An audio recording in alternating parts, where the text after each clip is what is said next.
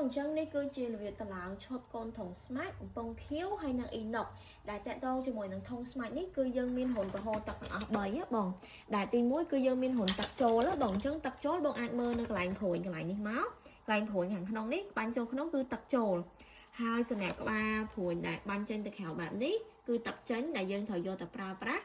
ហើយតាក់ទងជាមួយនឹងកន្លែងសយោកដាលនេះគឺជាទឹកត្រែនដែលយើងត្រូវប្រហូរទឹកកខ្វក់ចោលណាបងអញ្ចឹងនៅពេលដែលបងចាប់តម្លើងបងចាប់តម្លើងសយោទឹកចូលទឹកចេញហើយបន្ទាប់មកយើង connect ចូលជាមួយនឹងបំពង់ខៀវដែលបំពង់ខៀវគឺពាក្យថា in កន្លែងនេះណាបងនេះពាក្យថា in ចិត្តអាកន្លែងក្រហមហ្នឹងគឺជាទឹកចូលអញ្ចឹងយើងចេញពីធុងស្មាច់ទឹកចេញកន្លែងនេះគឺចូលមកបំពង់ខៀវហ្នឹងគឺចូល in កន្លែងនេះហើយបន្ទាប់មក out គឺទឹកចេញអញ្ចឹង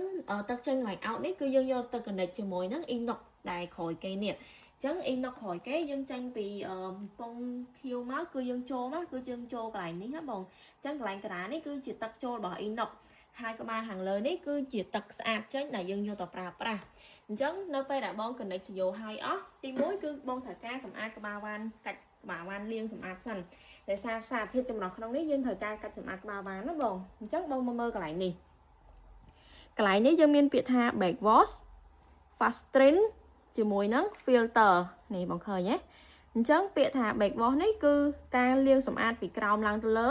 ហើយ fast train លាងពីលើចុះទៅក្រោមហើយបន្ទាប់មក filter យើងកាច់យកទៅប្រើប្រាស់អញ្ចឹងពេលបងទៅឡើងទៅបងជួយកាច់ពាក្យថា back wash ហ្នឹងទៅអញ្ចឹងនៅពេលដែលបងកាច់ពាក្យថា back wash អញ្ចឹងទឹកនឹងវាហូរចេញយ៉ាងកន្លែងកណ្ដាលនេះហើយបងនៅពេលដែលទឹកហូរចេញកន្លែងកណ្ដាលនេះបងកាច់វា5-10នាទីបន្ទាប់មកបងយកពាក្យថា fast train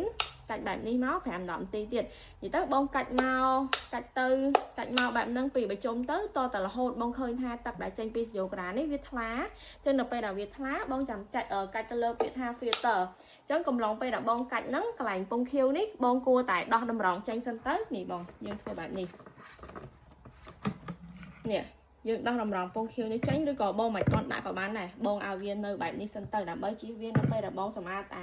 ធុងស្មាច់នេះវាអត់ស្អាតវាធ្វើឲ្យខូចសលៃតម្រងពងខៀវនេះណាបងអញ្ចឹងនៅពេលដែលបងកាច់វាថ្លាហើយចាំបងយកពាក្យថា filter អញ្ចឹងនៅពេលដែលបងយកតាពាក្យថា filter កំប៉ុងវានឹងរត់ចូលមកសលៃមួយនេះម្ដងហើយកំប៉ុងខៀវម្ដងហើយទឹកណាអញ្ចឹងនៅពេលដែលបងឃើញទឹកថ្លាហើយចាំបងភ្ជាប់ចូលជាមួយនឹងសលៃបងមូលវាចូលទៅក្នុងហ្នឹងមកនេះអូខេ